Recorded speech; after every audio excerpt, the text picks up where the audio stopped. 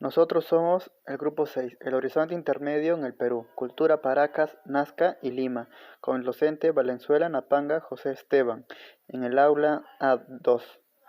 Los integrantes: Caballero Puyén José, Casanova Bellido Irina, Medina Salazar Anthony, Torres Manuel Akim, Tuanama Montes Víctor, Ceballos Veramendi Milagros. La cultura Paracas. Ubicación geográfica. La cultura Paracas fue una importante civilización precolombina del antiguo Perú, del periodo denominado Primer Horizonte, que se desarrolló en la península de Paracas, provincia de Pisco, región Ica. Se ubica en el Cerro Colorado en la península de Paracas, Ica. Cronología. Esta cultura se desarrolló entre los años 700 a.C.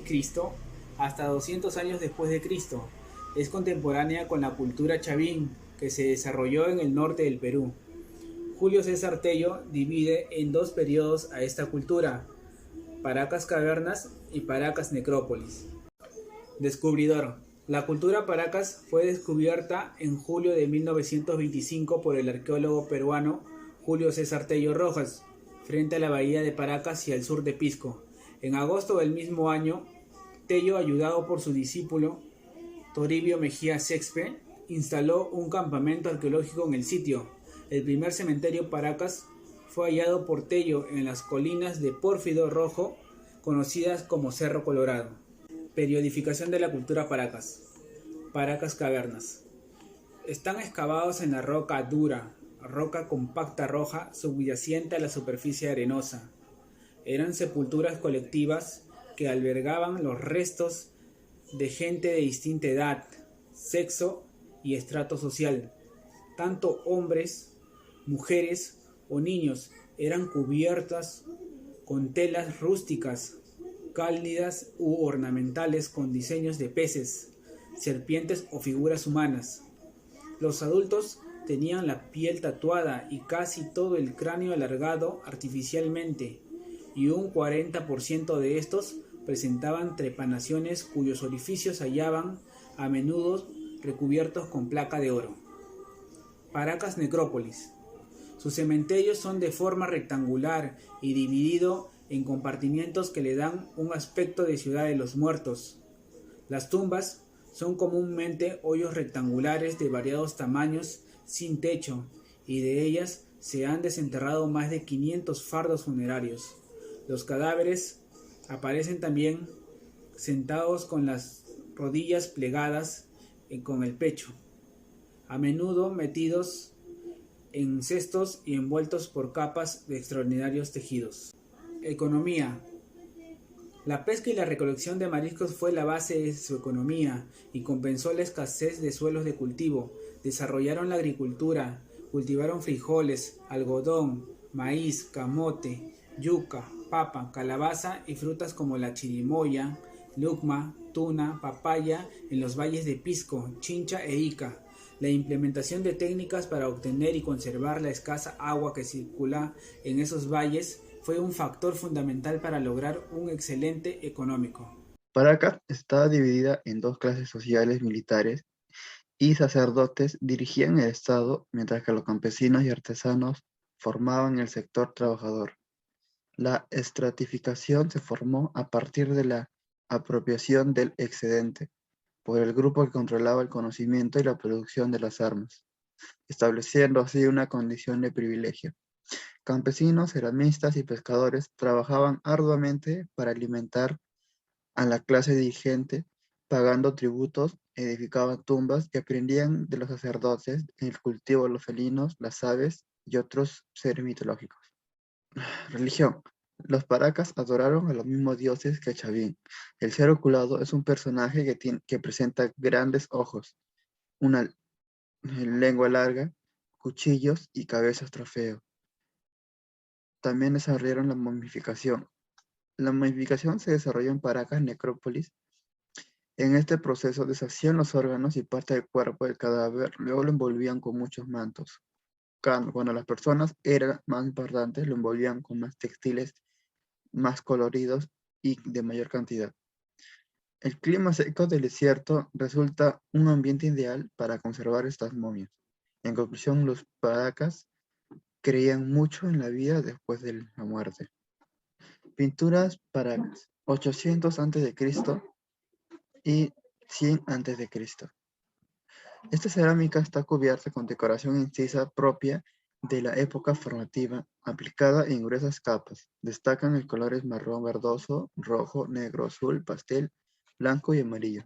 La manera como se representa al felino es parecida a la cultura cupcinique.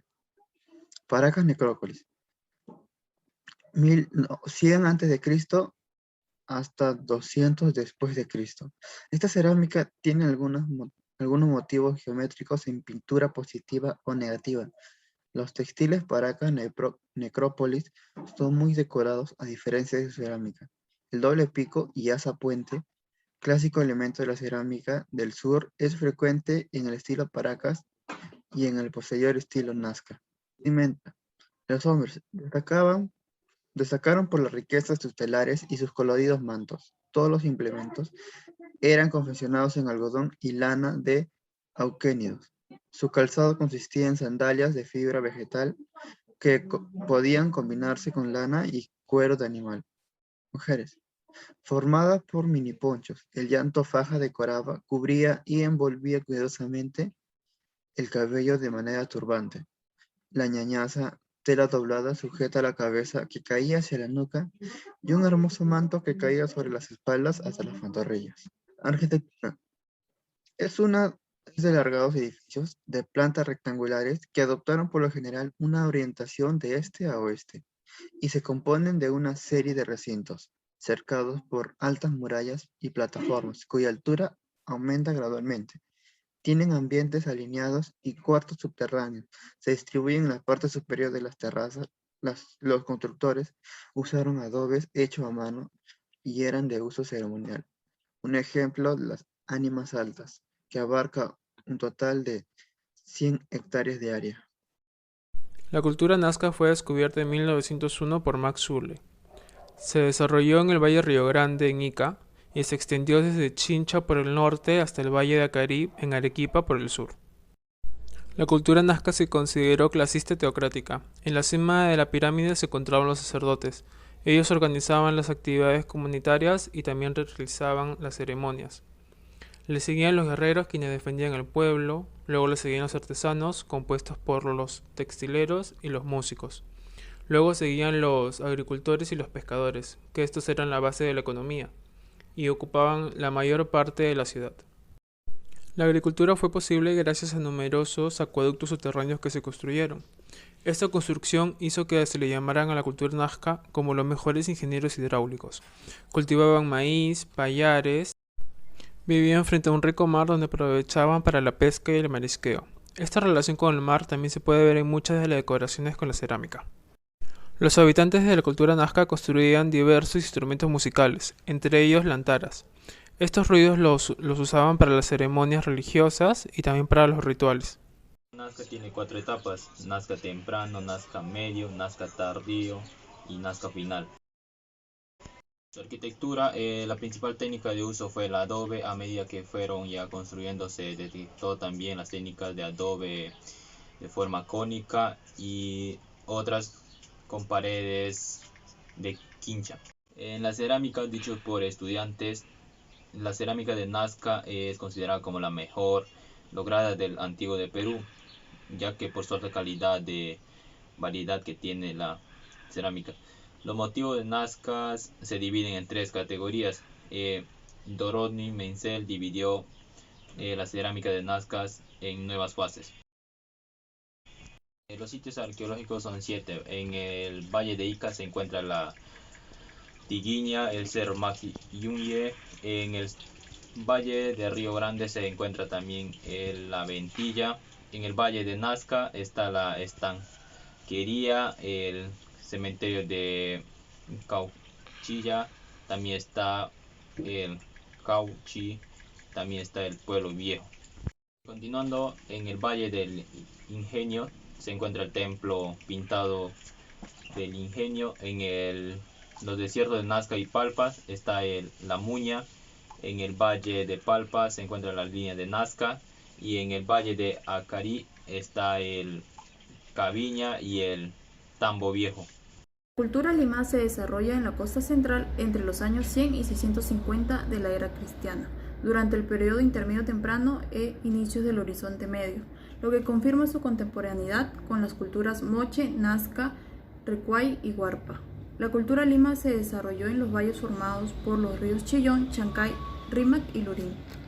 Descubridores de la cultura lima. Max Ull, uno de los primeros en estudiar esta cultura, lo bautizó con el nombre de Proto-Lima, a la cerámica más antigua, anterior a Tiahuanaco, hallada en el valle del Rímac. El padre Villar Córdoba, en 1935, estudia etimológicamente los nombres de los asentamientos de la cultura lima, como Chancay, Ancón, Rímac y Chillón, planteando que se tratan de expresiones aymaras. Y por último, Jacinto Gijón y Camaño.